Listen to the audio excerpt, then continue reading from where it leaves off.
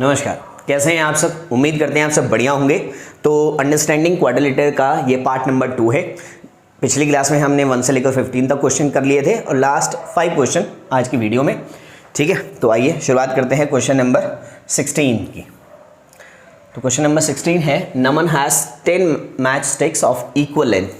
10 match stick है उसके पास और इक्वल लेंथ की है। He wants to join all of them in such a way that they make a regular polygon. एक रेगुलर पॉलीगन वो बना देगा। रेगुलर पॉलीगन का मतलब है each interior angle is equal, each exterior angle is equal. At what internal angle he has to join match stick with each other.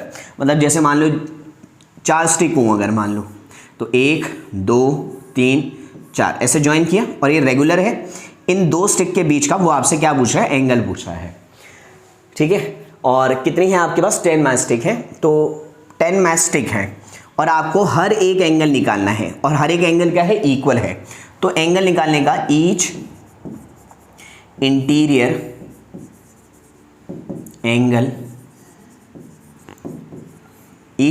Angle of a regular polygon. एक regular polygon में each interior angle निकालने का formula क्या है, तो formula है n-2 into 180 divided by में n। यहाँ n का मतलब क्या है, number of side.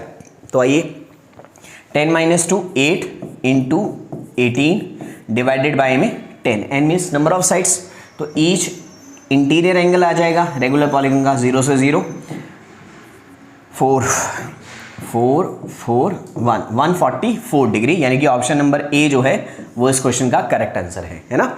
Each interior angle निकालने का फॉर्मूला ये होता है और ईच एक्सटीरियर एंगल निकालने का फॉर्मूला क्या होता है, 360 डिवाइडेड बाय में n। ये ईच एक्सटीरियर एंगल एक रेगुलर पॉलीगन में और ये ईच इंटीरियर एंगल एक रेगुलर पॉलीगन में निकालने का formula.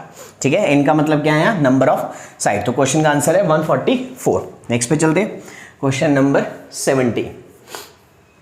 Question number 17, Atul is playing in a playground which is in the form of parallelogram. अच्छा, पैरेललोग्राम के फॉर्म का है। ठीक है, एक प्लेग्राउंड है जो पैरेललोग्राम फॉर्म का है। He observe that the diagonals of a playground are 80 metre and 60 metre long. अच्छा, उस प्लेग्राउंड के जो डायगोनल हैं वो कितने हैं, 80 और 60 मीटर, यानी कि दोनों क्या हैं, डिफरेंट हैं। ठीक है, so the playground can be the shape of. अच्छा, किस शेप का हो सकता है, तो ऑप्शन है rectangle, rhombus, kite and square. देखो काइट तो हो नहीं सकता, क्यों, क्योंकि काइट एक पैरेललोग्राम है ही नहीं। सबसे पहली कंडीशन क्या है कि जो भी शेप होगी, जिस भी शेप का वो ग्राउंड होगा, सबसे पहली बात है वो किस फॉर्म का है, पैरेललोग्राम फॉर्म का है। उसके डायगोनल इक्वल नहीं है। तो स्क्वायर में तो सारे डायगोनल इक्वल होते हैं, रेक्टेंगल में भी डायगोनल इक्वल होते हैं, रोम्बस में ही होता है जहाँ आपके डायगोनल इक्वल नहीं होते। कुछ इस शेप का होता है ना आपका रोम्बस। थोड़ा सा बना देता हूँ, ये दोनों इक्वल हैं, हल्का सा। हाँ, ये शायद मैंने काइट बना दिया, थोड़ा प्रॉपर शेप का रोम्बस, जहाँ आपकी साइड्स, ये साइड इस साइड के इक्वल है भाई।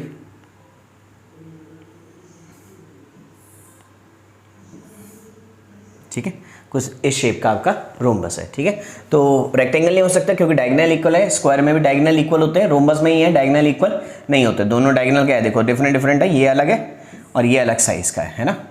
ठीक है, चलो नेक्स्ट पे चलते हैं, क्वेश्चन नंबर 18 पे। थोड़ा डायग्राम, क्वेश्चन नंबर 18 पे, मैच द फॉलोइंग। अब मैच करना है तो सारी बातें पता होनी चाहिए सबके बारे में। Diagonals of a rectangle. अच्छा, एक रेक्टेंगल के डायगोनल क्या होते हैं, एक तो वो इक्वल होते हैं, दूसरा वो क्या करते हैं, बाइसेक्ट ईच अदर। दोनों एक दूसरे को क्या करते हैं, बाइसेक्ट करते हैं। और 90 डिग्री पे बाइसेक्ट नहीं करते, तो ऐसा ज़रूरी नहीं है ना।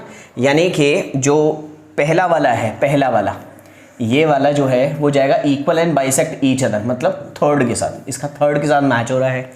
ठीक है, diagonals of A square, square के डायगोनल इक्वल भी होते हैं, परपेंडिकुलर और बाइसेक्टर भी होते हैं, इक्वल भी हैं and bisect each other at right angle. ठीक है भाई, तो यानी कि इस वाले का होगा 4, क्यू वाले का 4, पी का थर्ड, क्यू का 4।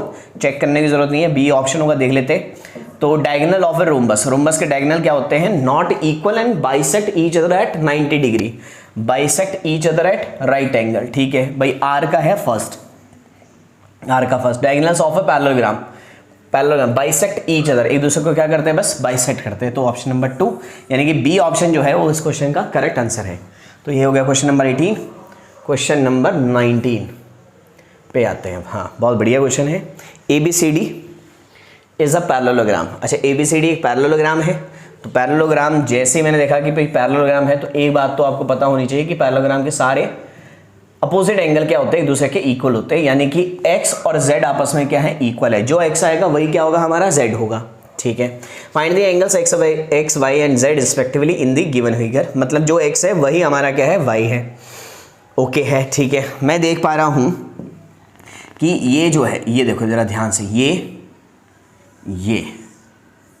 एक ट्राइंगल है, ये 90 डिग्री है, ये 40 है, 9 4 13 और 5, यानी कि x हो गया मेरा 50 डिग्री, है ना।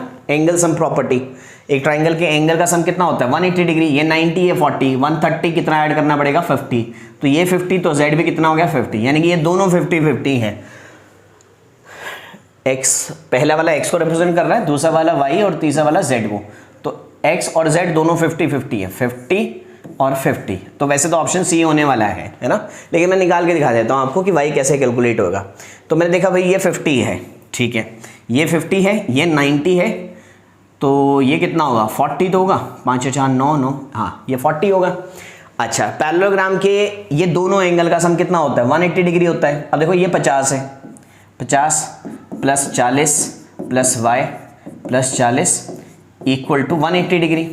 तो ठीक है, y कितना आ जाएगा भाई, y हमारा 5 4 9 और 4 13, 180 में से 130 गए,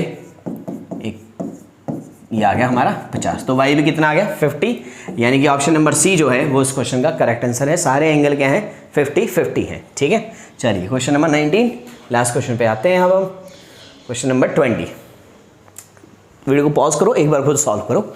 सेलेक्ट द इनकरेक्ट स्टेटमेंट, आपको इनकरेक्ट स्टेटमेंट बतानी है। Every square is a rectangle, हाँ ठीक है। A rectangle is a parallelogram, okay, with equal angles, ठीक है। A quadrilateral is a polygon whose sum of all the angles is 540 degree. नहीं, ऐसा नहीं हो सकता। जिस क्वाड्रिलेटर की 5 साइड होंगी उन्हीं का सम 540 होगा, अदरवाइज एक क्वाड्रिलेटर बोला हुआ है। अच्छा, क्वाड्रिलेटर का सम 540 तो हो ही नहीं सकता। अब क्वाड्रिलेटर की 4 साइडें हैं और 4 साइडों का सम कितना होता है, एंगल सम कितना होता है, 360 डिग्री होता है, 540 डिग्री नहीं होता। अच्छा, मैंने क्वाड्रिलेटर ध्यान नहीं रहा, मुझे लगा पॉलीगन बोल रहा है। ठीक है, एक क्वाड्रिलेटर है तो 360 डिग्री सम होगा, जबकि ये तो किसका होता है, हमारा पेंटागन का 5 साइडों का सम होता है 540 डिग्री। तो 360 डिग्री यही गलत है। Diagonals of a rhombus bisect each other, हाँ बाइसेक्ट करते हैं।